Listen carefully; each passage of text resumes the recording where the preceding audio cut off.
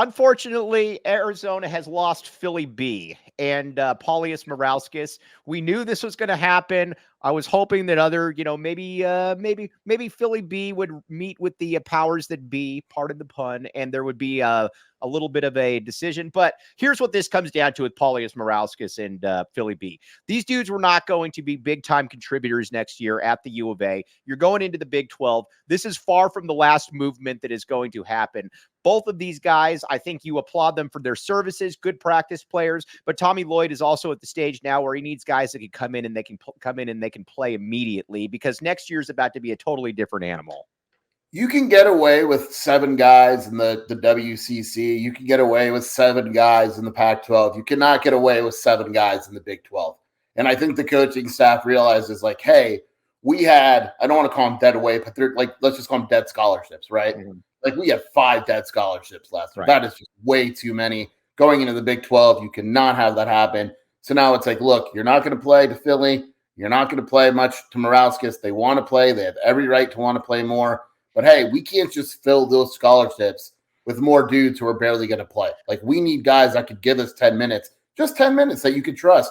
You know, Murauskas and Philly B both couldn't play more than 5 minutes without Tommy being like, oh, no, I can't do this. And especially, too, when you're going into a totally different conference. Now, the other thing I'm going to say is this is probably going to be far from the last movements, because when you look at this roster, and again, I'm not saying anything that this is just me purely speculating, but you watch these, you look at some of the players on this roster right now.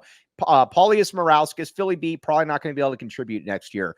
Conrad Martinez, probably not going to be able to contribute. I'm not saying Conrad's leaving. That's not at all what I'm saying. But you look at the players on the roster and you start to figure out, okay, who could be who could be able to help Arizona in the Big 12? Who couldn't?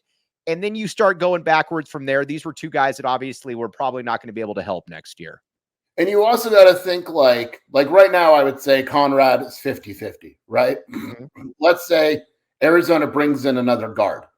If you're Conrad, you got to kind of say, oh, you know, maybe I'm not playing. And then later on, like, it is a different transfer portal situation. It's 45 days instead of 60. There's a dead period that pops up on Thursday. So we're going to see a lot of movement nationally. That's why you saw a lot of movement nationally today.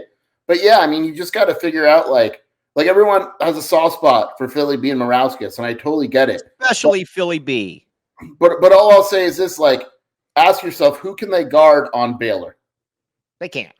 Right? So who are they guarding Houston? They can't. So let's talk Conrad, because Conrad to me is the next one. And again, I have no inside information on Conrad. This is just me speculating. But Arizona I just don't see any situation where Arizona is going to be able to go into next year, because Conrad is not going to be able to play either way. Because if you bring back, let's say you bring in a veteran guard, he's going to play over Conrad. And Arizona is not going into next year. I can say this with a very good authority, that Arizona is not going into next year with Conrad Martinez as your backup point guard. They're just not. Yeah, and here's the thing too, like, Tommy's very unique in this day and age. It used to not be unique, but now it is. He believes in developing players, right? Like, he redshirted Dylan, he redshirted Henry and said, I'm going to develop you. He wants to redshirt Conrad, but Conrad also wants to play. So when you're, and again, this is just, you know, hypothetical, whatever. If you're Conrad, you have to say to yourself, okay, am I willing to not play another year to be able to play as a junior, or do I want to go to Santa Clara and play a little more, right? Like, these are the decisions that, like, Adema Ball didn't want to wait another year. He could have. I think Arizona would have kept him, but he said, look, I'm good enough to go play at Santa Clara. I'm going to go do it.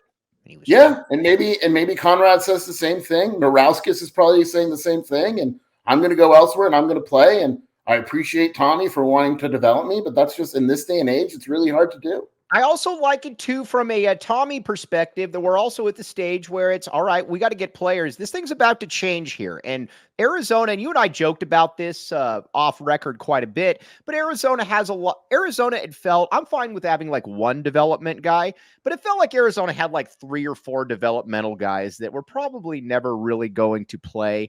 That to me is a little bit too much. And I think the Tommy Gunn kind of figured that one out. And sure.